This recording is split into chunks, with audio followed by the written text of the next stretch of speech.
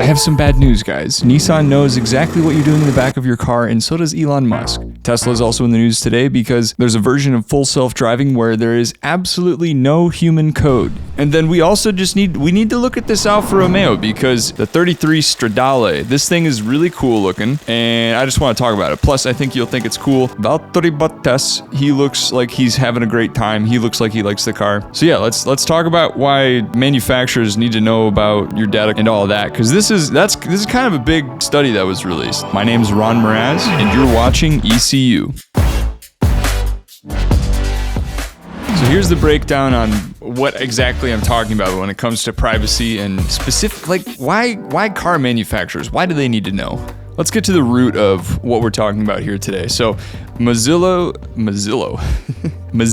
or I guess they used to be the Firefox people, they conducted a study which revealed most major car manufacturers admit to selling personal information that they collect from their vehicles, and these are in their privacy statements you can find online at their websites, and you can comb through it. If you Control F, you can actually find specific words in regards to specific things that are alarming. So like in Nissan's privacy portion of their website, you can actually just Control F and look up medical information, sex, diagnosis. They say within their privacy statement that they have the right to collect this and then sell some of that information. What's so concerning about this is people are just not aware that manufacturers are doing this. And Nissan isn't alone. Nissan is just one of the worst offenders. Tesla is also considered to be one of the worst. Here are some specifics for you. The study revealed that 92% of the automakers offer little control over the personal data, with 84% sharing user information with external parties. Like what I was saying earlier with where Nissan says that they have the right to just sell this stuff because it's on their privacy policy on their website. Brands like Ford, Toyota, BMW, Volkswagen,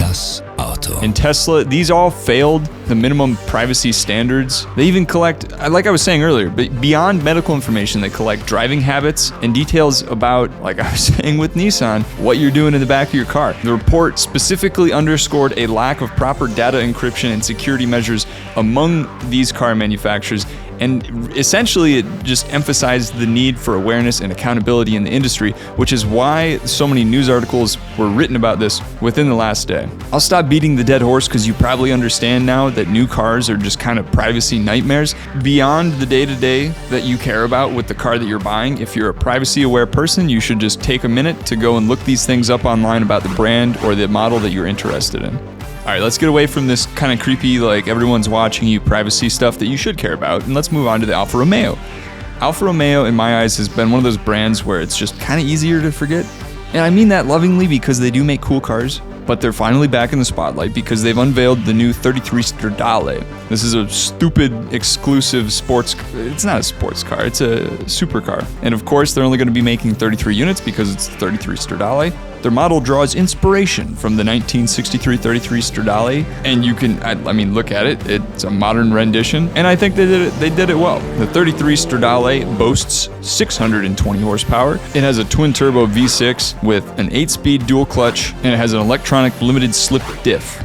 So essentially, like standard good sports car stuff. And as the modern trends have it, you can also have it as a electric hybrid, which will give you another 130 horsepower with a range of 280 miles, so I guess that's not bad. It does 0 to 60 in under 3 seconds, and it can do 206 miles an hour. If you're not doing over 200 in a new age supercar, there's something wrong. Like I was saying, it's got a retro-inspired body and another supercar, hypercar feature, butterfly doors. It has those too. If we look at the inside is kind of minimalist. It's got leather, Alcantara, aluminum, carbon fiber, all that. It's a good modern rendition of something that is supposed to look old, but has all the new amenities and is hyper-focused on that, so that's cool. Of course, every single one of these is going to be unique, and they even get to choose the VIN digits. The price, it doesn't matter. You're not getting one of these. We probably won't see one of these. I mean, if you do see one, tag me on Instagram at Ronald_Mraz, but at the very least, it kind of shows off that Alfa Romeo is committed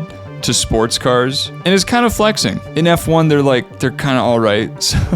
So it's good to see actually like cool, super hyper whatever car coming out of their design house. And honestly, I like this retro design. We need more of this. It's reminiscent of the Daytona Ferrari, where it's another nice callback to another time. I know Doug DeMuro commented on how Ferrari's design has changed since Pininfarina left, but these callback designs are nice. So let me know what you think about it below.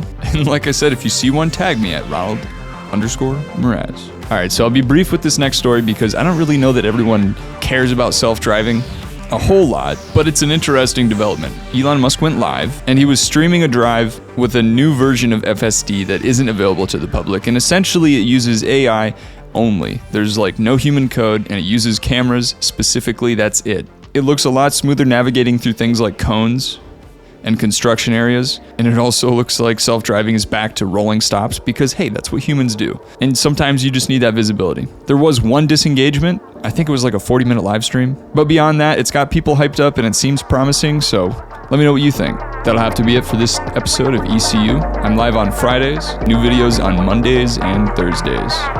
I'll see you in the next one.